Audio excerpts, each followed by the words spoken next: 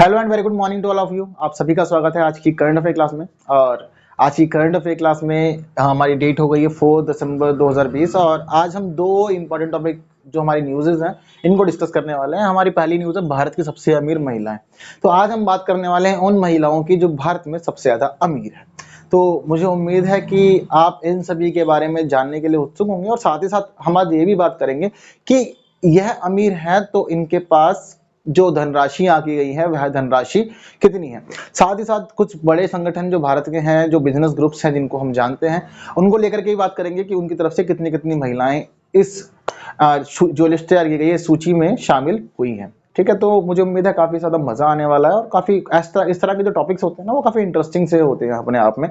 तो आज की क्लास के अंदर हम इसको जानने वाले हैं। दूसरा टॉपिक हमारा है एचडीएफसी बैंक को लेकर के। एचडीएफसी बैंक हम सभी में बहुत ज्यादा विख्यात है, जाना माना बैंक है भारत का, लेकिन थोड़ा सा इसके साथ कुछ रेगुलेशन हो रहे हैं आजकल। RBI reserve bank of India ने 2 दिसंबर को एक आदेश जारी किया था इसको, जिसकी वजह से इसको अपने कुछ जो काम थे वह रोकने पड़े हैं। तो कौन कौन से काम रोकने पड़े हैं, क्या क्या प्रभाव पड़ रहा है उसका, और यह कब तक के लिए है, स्थायी है या अस्थायी है, जो भी चीजें होंगी इससे जुड़ी हुई उनको लेकर के भी हम बात करेंगे। ठीक, क्लास शुरू करने से पहले आपको मैं यह बता दूं कि आज हम कुछ शॉर्ट न्यूज़ेस भी डिस्कस करने वाले हैं, थोड़ा सा ज़रूरी है और थोड़ा सा उनके बारे में भी जानेंगे। साथ ही साथ सबसे पहले आपको एक काम और करना है कि अगर अब तक आपने ये नीचे वाले रेड बटन को प्रेस करके चैनल सब्सक्राइब नहीं किया है तो आप चैनल सब्सक्राइब करिए, इस रेड बटन को प्रेस करें, साथ में इसके बगल वाला जो बेल आइकन है इसको भी प्रेस करें, जिससे आपको आने वाले समय में हमारी वीडियोस की नोटिफिकेशन मिलती रहे और आप हमारे चैनल से जुड़े रहें। तो सबसे पहले शॉर्ट न्यूज़ पे बात कर लेते हैं। शॉर्ट न्यूज़ जो पहली है वह हमारी है नेवी को लेकर के। आज पूरे देश भर में इंडियन नेवी डे मनाया जा रहा है और इंडियन नेवी डे खास तौर पे अपने आप में बहुत ज़्यादा हम लोगों के लिए खास है। खास क्यों है? क्योंकि हम यहाँ पर जो हमारी नेवी है उसका आत्मविश्वास बढ़ाते हैं और ज़रूरी भी है, क्योंकि हम कहीं ना कहीं पूरे देश में यही पाते हैं कि हमारी जो सेनाएं हैं वह सभी लोग अपनी जान हथेली पर लेकर, सर पे कफन बांध के देश की रक्षा में हमेशा तैनात रहते हैं और अपनी सभी जो उनकी जो निजी ज़रूरतें होती हैं, निजी ज़िंदगी होती है, उस सब को भूलकर वह यह सभी काम करते हैं। तो कहीं ना कहीं ज़रूरी है हम इनकी सराहना करें और इनका आत्मविश्वास लगातार बढ़ाते रहें।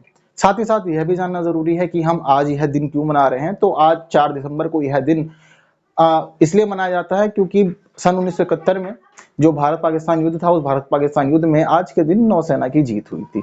तो इसलिए आज के दिन हम भारतीय नौसेना दिवस मना रहे हैं, इंडियन नेवी डे सेलिब्रेट कर रहे हैं। वैसे अगर हम इंडियन नेवी की स्थापना को लेकर के बात करें तो इंडियन नेवी की स्थापना 1612 में हुई थी। 1612 में क्यों हुई थी? क्योंकि उस समय ईस्ट इंडिया कंपनी को जरूरत पड़ रही थी कि वह व्यापार के लिए समुद्री मार्गों का प्रयोग करें। उस समय की अगर हम बात करें तो व्यापार के लिए मुख्य रूप से समुद्री मार्ग ही था हमारे पास में, कुछ और था नहीं। तो ऐसी स्थिति में जरूरी था कि एक अच्छी और संगठित नौसेना हो हमारे पास।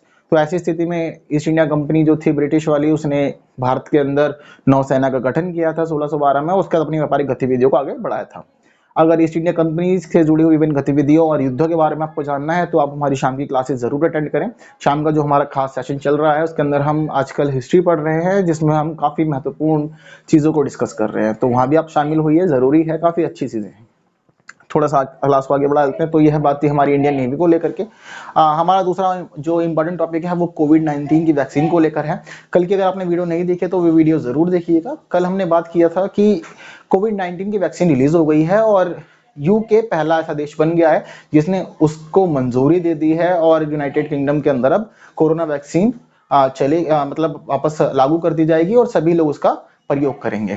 साथ ही साथ कहीं ना कहीं जो है कोविड-19 वैक्सीन है, उस वैक्सीन को बहुत ज्यादा कामगार माना गया है। मैं बता चुका था कल की क्लास में कि 95% तक वह वैक्सीन सक्सेसफुल थी अपने सभी मामलों के अंदर। तो अब क्या था, मैंने कल ही बात कर ली थी कि कहीं ना कहीं देखो भारत भी अब जुड़ेगा, या तो भारत अपनी खुद की वैक्सीन डेवलप करेगा या फिर भारत कहीं ना कहीं फाइजर या बायोएनटेक से मदद लेगा। तो इसी को लेकर के कल बायोएनटेक ने भी अपनी स्टेटमेंट जारी कर दी है और उसने यह क्लियर कर दिया है कि वह भारत को किसी प्रकार की जरूरत पड़ती है तो वह मदद करेगा और साथ ही साथ भारत में कोरोना वैक्सीन डेवलप करने के लिए वह भी भारत के साथ प्रतिज्ञाबद्ध है, भारत सरकार की मदद करेगा। साथ ही फाइजर ने यह भी क्लियर कर दिया है कि या तो फाइजर या फिर बायोएनटेक, दोनों में से कोई भी संगठन एक भारत सरकार से मिलकर के इस वैक्सीन के ऊपर काम करने वाला है। ठीक है, कल की वीडियो में मैंने बहुत सारी चीजें क्लियर की थी फाइजर बायोएनटेक को लेकर के। फाइजर अमेरिका की है, बायोएनटेक जर्मनी की है, मिलजुल के संयुक्त रूप से इन्होंने कोरोना वैक्सीन कोविड-19 की जो वैक्सीन है उसको डेवलप किया था। ठीक, तो यह दो इंपॉर्टेंट न्यूज़ थी। इसके अलावा एक तीसरी इंपॉर्टेंट न्यूज़ लगातार जो हम देख रहे हैं दिल्ली से बनी हुई है, और वह न्यूज़ यही है कि जो किसानों का प्रोटेस्ट है यह थमने का नाम नहीं ले रहा है और लगातार यह अपना रूप बदलता जा रहा है। अगर वर्तमान में हम इस प्रोटेस्ट को लेकर के बात करें तो अब यह बहुत ज्यादा ही राजनीतिक हो गया है। अब राजनीतिक पार्टियां ही आपस में एक दूसरे पर आरोप प्रत्यारोप कर रही हैं। कल की अगर हम बात करें तो हमें देखने को यह मिल रहा है कि कैप्टन अमरिंदर और दिल्ली के मुख्यमंत्री अरविंद केजरीवाल दोनों के बीच में बहुत ज्यादा विवाद बन रहा है इसको लेकर के। और कुछ स्टेटमेंट जहां हमें अमरिंदर सिंह की तरफ से देखने को मिली थी, वहीं अब यह बहुत सारे स्टेटमेंट हमें दिल्ली के अरविंद केजरीवाल की तरफ से देखने को मिली है। और इन्होंने एक अपना वीडियो बना के प्रॉपर रिलीज किया है, अलग अलग एलिगेशन लगाए हैं, अपनी बातें भी क्लियर की हैं, बट कुछ नहीं पता कि यह मामला कहां तक जाएगा। साथ ही साथ एक अजीब चीज देखने को जो मिली है वो यह मिली है कि अब बहुत सारे जो किसान नेता हैं वह सभी भारत सरकार के अवार्ड वापस कर रहे हैं। इन्होंने अब अवार्ड वापसी का अभियान शुरू कर दिया है, तो जिनके पास भी भारत सरकार के दिए गए अवार्ड हैं यह उन सभी को वापस करने में लग गए हैं, जहां कहीं ना कहीं ये अपना रोष व्यक्त कर रहे हैं और बता रहे हैं कि हम आपके किसान विधेयकों से सहमत नहीं हैं और हम उन्हें स्वीकार नहीं करते। मुझे उम्मीद है आपको यह सभी बातें समझ में आ रही होंगी, आप इनको अच्छे से समझ रहे होंगे। चलिए अब हमारी जो बड़ी न्यूज़ है उनको भी डिस्कस कर लेते हैं, उन पे आ जाते हैं। पहली हमारी जो इंपॉर्टेंट न्यूज़ है वो भारत की सबसे अमीर महिलाओं को लेकर के है। भारत के अगर हम सबसे अमीर पुरुषों की बात करें तो उनको शायद मुझे लगता है कि उन सभी से तो हम परिचित हैं, ठीक है। जैसे कि नाम हमें पता ही है कि रिलायंस के हमारे अंबानी साहब, इसके अलावा अडानी ग्रुप, ठीक है। तो टाटा बिरला ये नाम कॉमन है बहुत ज्यादा जो भारत के अमीर लोगों में चलते हैं, ठीक है। लेकिन कहीं ना कहीं क्या करते हैं, जैसा कि हम देखते हैं कि भारत के अंदर पैट्रियार्की शुरू से चलती हुई आ रही है, ठीक है। तो पैट्रियार्की में अंदर कहीं ना कहीं हम महिलाओं का जो महत्व है उसको हम नेग्लेक्ट करते चलते हैं, उसकी बहुत ज्यादा अवहेलना की जाती है, उनको ज्यादा बढ़ावा नहीं दिया जाता। लेकिन परिस्थितियां बहुत ज्यादा बदल गई हैं, देखें तो बहुत ज्यादा फेमिनिज्म अब उभरता जा रहा है। फेमिनिज्म के लेकर के बहुत सारे ग्रुप बन गए हैं, ह्यूमन राइट भी महिलाओं की तरफ बहुत ज्यादा ध्यान दे रहे हैं। ह्यूमन राइट जो ऑर्गेनाइजेशन है वो भी महिला अधिकारों की ओर बहुत ज्यादा ध्यान दे रहे हैं विशेष रूप से। और साथ ही साथ अगर हम देखें तो अब जो नारीवादी शक्तियां हैं वो बहुत ज्यादा सक्रिय हो गई हैं इन क्षेत्रों में, और वह चाहते हैं कि उनको भी बहुत सारे अधिकार मिले। तो इसी क्षेत्र में हम पीछे से पढ़ते हुए आ रहे हैं कि बहुत सारे काम किए जा रहे हैं, और उसी क्षेत्र में एक यह काम भी हुआ है। समझते हैं भारत के अंदर क्या किस प्रकार से गतिविधि हुई है। तो एक दो ग्रुप हैं, एक हारून इंडिया एंड कोटक वेल्थ, ठीक है। हारून इंडिया और कोटक वेल्थ ये दो संस्थान हैं, इन दोनों ने मिलजुल कर एक लिस्ट जारी करी है, और लिस्ट के अंदर उन्होंने यह बताया है कि भारत की सबसे ज्यादा अरबपति महिलाएं कौन सी हैं। तो यह सूची अपने आप में बहुत ज्यादा खास और महत्वपूर्ण इसलिए भी है क्योंकि इसमें महिलाओं की बात की है और साथ ही भारत की अरबपति महिलाओं की बात की है। तो इससे जुड़ी विभिन्न बातें हम समझते हैं। इस लिस्ट के अंदर इन्होंने क्या किया है, इस लिस्ट में इन्होंने 100 महिलाओं को शामिल किया है, और वे 100 महिलाएं कैसी हैं, वह 100 महिला इस प्रकार की है कि उनके पास कम से कम 100 करोड़ रुपए की संपत्ति हो। वो 100 करोड़ रुपए की संपत्ति यदि उनकी अपनी है तो उनको इसलिए इस लिस्ट में शामिल किया है। तो जितनी भी महिलाओं को इन्होंने एनालिसिस किया, भारत की जाना, उसके बाद उन्होंने इसको लिस्ट में शामिल कर लिया। तो यह बताया गया है कि इसमें 100 महिलाएं हैं और उनके पास कम से कम 100 करोड़ रुपए की अपनी निजी संपत्ति है, जिसके आधार पर यह सूची तैयार कर ली गई है। इसके साथ ही साथ इस सूची को जारी करने के बाद विभागों की तरफ से यह भी बताया गया कि इसके अंदर 31 महिलाएं ऐसी हैं जो महिलाएं आत्मनिर्भर हैं, ठीक है। यानी कि उन्होंने यह मुकाम आत्मनिर्भरता से हासिल किया है। देखो कई बार हम देखते हैं कि बहुत सारी महिलाओं को उनको परिवार की तरफ सपोर्ट मिलता है, वो फैमिली बिजनेस ज्वाइन करती हैं या उनके जो हस्बैंड का बिजनेस होता है वह उससे ज्वाइन कर लेती हैं, और चीजें बहुत सारी धीरे धीरे बहुत सारी चीजें डेवलप हो जाती हैं। लेकिन इस रिपोर्ट के अनुसार यह बताया गया है कि इन 100 महिलाओं के अंदर 31 फीमेल्स ऐसी हैं जो आत्मनिर्भर है, यानी कि जिन्होंने अपनी मेहनत से, अपनी लगन से इस मुकामों को हासिल किया है, उन्होंने हार नहीं मानी और वे आज भारत की 100 सबसे ज्यादा अमीर महिलाओं में शामिल हो गई हैं, ठीक है। तो इसके साथ साथ यहाँ पे यह पता लगता है कि इन 31 महिलाओं के अंदर 6 महिलाएं पेशेवर प्रबंधक हैं, ठीक है। तो पेशेवर प्रबंधक के बिजनेस मैनेजर्स हैं बहुत सारे, यहाँ पे 6 महिलाएं ऐसी है जो बिजनेस मैनेजर्स हैं। इसके अलावा 25 फीमेल जो हैं, यह 25 फीमेल्स इसके अंदर उद्यमी हैं, ठीक है। उद्यमी का मतलब क्या होता है, उनके अपने बिजनेस हैं, फैक्ट्रीज है, कंपनीज है, और वह उसके अंदर यह सभी काम कर रही हैं, ठीक है। तो कहीं ना कहीं इन 100 महिलाओं की इस पूरी लिस्ट के अंदर ये 31 महिलाएं भी खास स्थान रखती हैं, और यह है थोड़ा सा ठीक भी है, जरूरी है समझना इस प्रकार से भी दोस्तों। अगर बात करें आगे और, तो यह पता लगता है कि इस सूची के अंदर इन जो 100 महिलाओं को शामिल किया गया है, इनकी औसत आयु 53 वर्ष है। यानी कि ऐसा माने तो ज्यादातर महिलाएं इसके अंदर तो 53 वर्ष की हैं या 53 वर्ष के आसपास की ही इनकी उम्र है। इसके अलावा 19 महिलाएं केवल ऐसी हैं इस सूची में जिनकी उम्र 40 वर्ष से कम की है। यानी कि तो पाते हैं हम ज्यादातर चीजें कि अगर हम बात करें लगभग 81 महिलाएं इस सूची में ऐसी जिनकी उम्र 40 से अधिक है। तो 19 महिलाएं इस सूची के अंदर 40 वर्ष से कम की हैं जो शामिल की गई हैं। और साथ ही साथ अगर हम बात करें इन 100 फीमेल्स को लेकर के, तो इन 100 फीमेल्स की अगर हम टोटल जो संपत्ति है ये इसको काउंट करें तो पाते हैं इसका जो टोटल अमाउंट है वह है 2.72 लाख करोड़ रुपीस। तो 2.72 लाख करोड़ रुपए की संपत्ति अपने आप में बहुत बड़ी संपत्ति है, लेकिन यह संपत्ति इन सभी महिलाओं की संपत्तियों को जोड़ने के बाद प्राप्त हुई है। ठीक है, तो इन 100 महिलाओं की कुल संपत्ति 2.72 लाख करोड़ रुपीस है। आगे समझते हैं। अब यह जानते हैं कि इन सूची में पहला और दूसरा स्थान किसको मिला। ठीक, तो इस सूची के अंदर पहला स्थान मिला है रोशनी नडार मल्होत्रा को। ठीक है, वास्तव में जिस प्रकार का नाम है, बड़ा नाम है, उस तरह से बड़ा काम भी है। रोशनी नडार मल्होत्रा को इस सूची में पहला स्थान दिया गया है। प्रॉपर्टी की बात करें तो इनकी अपनी प्रॉपर्टी है 54,850 करोड़ रुपीस, और इस सूची में यह अमाउंट सबसे ज्यादा है। 54,850 करोड़ रुपए की संपत्ति के साथ रोशनी नडार मल्होत्रा इस सूची में पहले स्थान पर आई हैं। यह HCL टेक्नोलॉजी से संबंधित है। HCL टेक्नोलॉजी अगर हम देखें तो बहुत बड़ी कंपनी है अपने आप में ही, और इस बड़ी कंपनी के अंदर इनका मुख्य स्थान है और इनकी प्रॉपर्टी 54,850 करोड़ रुपए है। वहीं दूसरा स्थान मिला है किरण मजूमदार शाह को। किरण मजूमदार शाह बायोकॉन इंडिया से संबंधित हैं और इनकी प्रॉपर्टी है 36,000 करोड़ रुपए।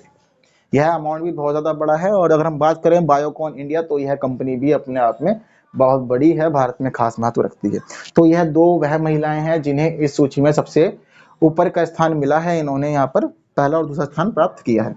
वहीं साथ ही एक चीज देखने को यह मिलती है कि इस सूची ने इन 31 महिलाओं को, जो 31 महिलाएं आत्मनिर्भर है जिन्होंने अपने दम पर इस मुकाम को हासिल किया है, इसको एक खास हाईलाइट दिया है, यहाँ पे बहुत ज्यादा ही हाईलाइट किया है। और अगर हम हाईलाइट को लेकर के बात करें तो 31 महिलाओं की इस आत्मनिर्भरता वाली सूची के अंदर किरण मजूमदार शाह को पहला स्थान मिला है। यानी कि किरण मजूमदार शाह इतनी ज्यादा प्रॉपर्टी इकट्ठी की है इन्होंने, इतना धन है इनके पास, और यह पहले स्थान पर आए हैं। तो और यह सभी काम इन्होंने आत्मनिर्भर किया, यानी कि खुद इन्होंने यह मुकाम हासिल किया है अपनी मेहनत के द्वारा। तो किरण मजूमदार शाह इस सूची में पहले स्थान पर है। अगर हम आत्मनिर्भरता वाली स्थिति में बात करें तो यहाँ पर दूसरा स्थान मिला है राधा बेम्बू को, जो जोहो से संबंधित है, और तीसरा स्थान मिला है जय श्री उल्लास को। ये अस्तित्वा नेटवर्क से संबंधित है, आरिस्ता नेटवर्क से यह संबंधित है। तो एक मुख्य सूची है। मुख्य सूची के अंदर हमने बात की है कि सबसे ज्यादा जो धनराशि मिली पता लगी है वह रोशनी नडार मल्होत्रा के पास पता लगी है। HCL टेक्नोलॉजी से संबंधित है, 54,850 करोड़ की संपत्ति है।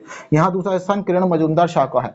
लेकिन अभी हम बात कर रहे हैं आत्मनिर्भरता वाली स्थिति के अंदर। तो आत्मनिर्भरता वाली स्थिति में किरण मजूमदार शाह का पहला स्थान है, राधा बेम्बू का दूसरा, और जयश्री उल्लाल का तीसरा स्थान यहाँ पे है। इसके अलावा दो महिलाएं और हैं अपने आप में, यह भी खास है। फागुनी नायर, यह रिटेलर नायका से संबंधित है, इनकी प्रॉपर्टी 5,410 करोड़ है। और दिव्या गोकुलनाथ, इनका संबंध बायजू से है। बायजू हम आज बहुत अच्छे से जानते हैं, हम सभी परिचित हैं, ऑनलाइन लर्निंग प्लेटफॉर्म है बायजू का। तो दिव्या गोकुलनाथ बायजू से संबंधित है और इनकी जो संपत्ति आकी गई है यह 3,490 करोड़ की आकी गई है, जो वास्तव में एक अच्छे खासी मोटी रकम है इनके पास में। ठीक, तो इन सभी महिलाओं को अगर हम देखें जाने तो पता लग रहा है कि यह काफी बड़े स्थान पर हैं, बहुत बड़ा मुकाम इन्होंने अपने जीवन में हासिल किया है। इनकी संपत्तियां भी बहुत ज्यादा है, और इसी बात को जानने के लिए, समझने के लिए खासतौर पर यह पूरी सूची तैयार की गई है। किसके द्वारा तैयार की गई है? हारून इंडिया और कोटक वेल्थ के द्वारा। ठीक है, इसके अलावा कुछ खास ग्रुप हैं, ऐसा पता लगा है कि कुछ ग्रुप्स ऐसे रहे जहां से कई महिलाएं शामिल हुई हैं। ठीक है, उनको जान लेते हैं। तो अपोलो हॉस्पिटल के बारे में हम जानते हैं। अपोलो हॉस्पिटल का जो पूरा यह संगठन रहा है, यहाँ से 4 महिलाएं इस सूची में शामिल हुई हैं। इसके अलावा गोदरेज को भी हम सभी बहुत अच्छे से जानते हैं। तो गोदरेज की 3 महिलाएं हैं इस सूची में शामिल हुई है। काफी ज्यादा खास बात है, अपने आप में अच्छी बात है ये भी। ठीक है, तो अगर हम यह टॉपिक समझें और हम जाने कि अरबपति महिलाएं जो भारत के रही है, यहाँ से बहुत सारे प्रश्न बड़े आराम से बन सकते हैं और हम यहाँ अगर प्रश्न यहाँ से आते हैं तो हम बहुत अच्छे से हल भी कर सकते हैं। सबसे बड़ी बात देखने वाली यह है कि इस सूची को जारी करता कौन है। इस सूची का जारी करता है हारून इंडिया और कोटक वेल्थ। दूसरी बात देखने वाली यहाँ पर यह है कि क्राइटेरिया क्या रखा गया, कम से कम 100 करोड़ रुपए की संपत्ति हो आपके पास में। एक चीज देखने को यहाँ पे ये भी आती है कि कितनी महिलाएं शामिल की गई, तो 100 महिलाएं शामिल की गई। ये चीज ऐसी है जो आप बहुत अच्छे से याद कर सकते हैं, कम से कम 100 करोड़ की संपत्ति हो आपके पास और 100 महिलाएं शामिल की गई हैं। 31 महिलाओं को आत्मनिर्भर बनाया गया, इसके अंदर आत्मनिर्भर बताया गया। ठीक है, औसत आयु 53 वर्ष की रही। ठीक, इसके अलावा 19 महिलाएं ऐसी थी जो बिलो 40 रही। टोटल अमाउंट इन सबका यह आका गया। इसके अलावा फर्स्ट सेकंड प्लेस याद रखना जरूरी है और मुझे लगता है शायद आप याद रख लेंगे। फर्स्ट पे रोशनी नडार मल्होत्रा, सेकंड पे है किरण मजूमदार शाह। लेकिन हाँ, अगर आपसे यह पूछा जाता है कि आत्मनिर्भरता वाली श्रेणी के अंदर पहला स्थान किस महिला को मिला है यहाँ पर, तो आपको एक ही नाम याद रखना है, किरण मजूमदार शाह। यह मुख्य सूची के अंदर दूसरे स्थान पर और आत्मनिर्भरता वाली सूची में पहले स्थान पर है। ठीक, अगर आपसे पूछता है बायजू से कौन है, रिटेलर नायका से कौन है, तो फागुनी नायर रिटेलर नायका और दिव्या गोकुलनाथ बायजू से। अगर आपसे यह भी पूछ सकता है कि अपोलो हॉस्पिटल से कितनी महिलाएं इस सूची में शामिल की गई, तो 4 महिलाएं, और गोदरेज से कितनी महिलाएं शामिल की गई, 3 महिलाएं। तो प्रश्न काफी सारे बन सकते हैं, बशर्ते आप सभी प्रश्नों को अच्छे से समझे, जाने और तैयार रखें। ऑलराइट, मुझे उम्मीद है आपको यह टॉपिक पूरी तरह से अच्छे से क्लियर हो गया होगा। थोड़ा सा आगे बढ़ते हैं और हमारा दूसरा टॉपिक है एचडीएफसी बैंक को लेकर के आरबीआई ने जो भी रेगुलेशन किया है उसको लेकर के समझते हैं। तो 2 दिसंबर को आरबीआई की तरफ से एक आदेश जारी किया गया था एचडीएफसी बैंक को। एचडीएफसी बैंक देखे तो अपने आप में एक बहुत बड़ा बैंक है, भारत में खास स्थान रखता है। तो एचडीएफसी बैंक को यह नोटिस गया और नोटिस में बोला गया कि आप अपनी डिजिटल कारोबारी जो गतिविधियां आप कर रहे हैं उनको और साथ ही क्रेडिट कार्ड जारी करने के काम को अभी आप रोक देंगे। यानी कि अभी आप डिजिटल कारोबारी गतिविधियां नहीं करेंगे, साथ ही साथ आप किसी को भी क्रेडिट कार्ड जारी नहीं करेंगे। यह बात ऊपर से आरबीआई के द्वारा कह दी गई है एचडीएफसी बैंक को खास तौर पे। अब यहाँ देखने वाली बात यह आती है कि यह आदेश स्थायी है या अस्थायी है। ठीक है, तो ऐसी स्थिति में यहाँ पर भी आप समझ लीजिए कि यह आदेश पूरी तरह से अस्थायी है। अस्थायी आदेश क्यों दिया गया है, अब समझने वाली बात यहाँ पर यह आ जाती है। दरअसल क्या हुआ, ऐसा पता लगा है कि पिछले कुछ समय से एचडीएफसी बैंक के अंदर जो भी ऑनलाइन काम हो रहा है और सभी डाटा सेंटर है, यहाँ पर सभी चीजें ठीक नहीं है, यानी सुचारू नहीं है। बहुत ज्यादा गतिरोध उत्पन्न हो रहे हैं, कई बार ट्रांजैक्शन का इशू आ रहा है, इंटरनेट इशू बहुत ज्यादा देखने को मिल रहा है, कई बार डाटा ओवरफ्लो हो जाता है। ठीक है, तो ऐसी स्थिति में बहुत ज्यादा परेशानियां हो रही हैं, सारा जो कामकाज है बहुत ज्यादा प्रभावित हो रहा है और यह सभी चीजें आरबीआई की नजर में भी आई हैं। अगर हम आखिरी बार बात करें तो 21 नवंबर को आखिरी बार इसका जो डाटा हाउस है उसके अंदर लाइट बंद हो गई थी और लाइट बंद होने की वजह से बहुत सारी परेशानियां हुई थी। तो इन्हीं सभी चीजों से जानते हुए समझते हुए आरबीआई ने अब यह एक आदेश दिया है एचडीएफसी बैंक को, और यह आदेश खास तौर पे इसलिए दिया गया है कि आप इस संबंध में अपनी जवाबदेही तैयार रखें कि आपकी जवाबदेही क्या है। ठीक है, तो अब एचडीएफसी बैंक का काम यह है कि अपनी जवाबदेही तैयार रखें। साथ ही साथ एचडीएफसी बैंक को यह भी बोला गया है कि इसके पीछे के कारणों का पता लगाएं और उसका जल्द से जल्द समाधान करें, जैसे भी हो सकता है। ठीक है, तो जल्द से जल्द समाधान करने के लिए, जवाबदेही के लिए अभी एचडीएफसी बैंक को यह आदेश दिया गया है। वहीं दूसरी तरफ एक चीज देखने को और मिली कि एचडीएफसी बैंक के जो खास लोग हैं उन्होंने भी एक खास स्टेटमेंट जारी किया है अपना इस आदेश के बाद में। उनका जो आदेश है वह ग्राहकों के लिए है, तो आप भी सुन लीजिए अगर आपके पास एचडीएफसी बैंक का अकाउंट है तो। वह बात यह कही गई है कि इस पूरी गतिविधियों के दौरान जो भी पाबंदियां अभी आरबीआई की तरफ से लगाई गई हैं एचडीएफसी बैंक के ऊपर, तो उस दरमियान जब तक यह सॉर्ट आउट नहीं हो जाता, सॉल्व नहीं होता पूरी तरह से, तब तक आपके किसी भी काम पे कोई प्रभाव नहीं पड़ेगा। आप जो ट्रांजैक्शन करते हैं, ऑनलाइन काम करते हैं, वह सभी चीजें प्रभावित नहीं होंगे। आप अपनी पेमेंट्स वगैरह ऑनलाइन लेन देन कर सकते हैं, वह सभी सुचारू रूप से चलेंगे, तो आपकी गतिविधियां बनी रहेंगी। काम जो मुख्य रूप से रुका है वह बैंक का रुका है। जो भी अकाउंट होल्डर है वे अपना काम कर सकते हैं। ऐसी स्टेटमेंट एचडीएफसी की तरफ से जारी कर दी गई है और कहीं ना कहीं शायद जरूरी है कि इस तरह की चीजों को देखा समझा जाए और पता लगाया जाए कि इसके पीछे के क्या मुख्य कारण है जिनकी वजह से ये सब कुछ हो रहा है। तो यहाँ पर अब यह समझने वाली बात है कि यह सभी चीजें कब तक सॉल्व हो जाएगी और सब कुछ कब तक ठीक हो जाएगा। तो बाकी मुझे उम्मीद है कि आपको यह सभी टॉपिक अच्छे समझ में आ गए होंगे, आप जान गए होंगे। जो हमारी पहले की शॉर्ट न्यूज़ थी वह भी आपने अच्छे से समझ ली होंगी। एंड बाकी आज की क्लास में इतना ही करते हैं, आज की क्लास को यहीं खत्म करते हैं। एंड बाकी फिर मिलते हैं अगली वीडियो में कुछ नए टॉपिक डिस्कस करने के लिए। तब तक आपके लिए काम है, आप इस वीडियो को लाइक करें, बाकी लोगों तक शेयर करें, कमेंट करके अपने व्यूज़ बताएं और साथ ही साथ अब अगली वीडियो में आशा करते हैं अपनी अगली वीडियो में मिलते हैं कुछ नए टॉपिक्स लेकर के। आप इस वीडियो को शेयर करें and thank you so much for watching this video.